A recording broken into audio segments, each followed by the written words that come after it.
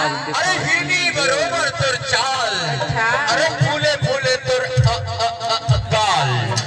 तब जमा के था अरे हिंदी आखी तोर पूरी पूरी जाने वाला मोनी डारे वो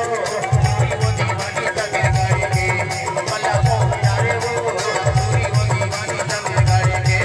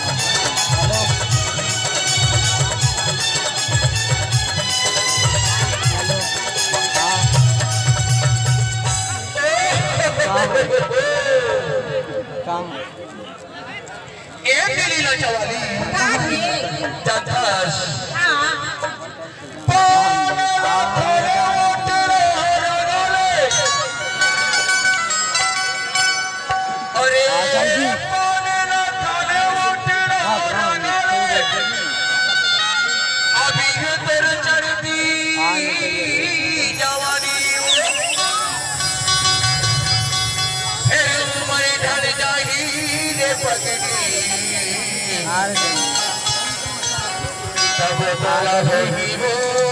पसतानी कैसे आगे तो जानता यामा के कहारा और पहाड़ा नहीं यामा के कहारा का आनंद ले रहे हो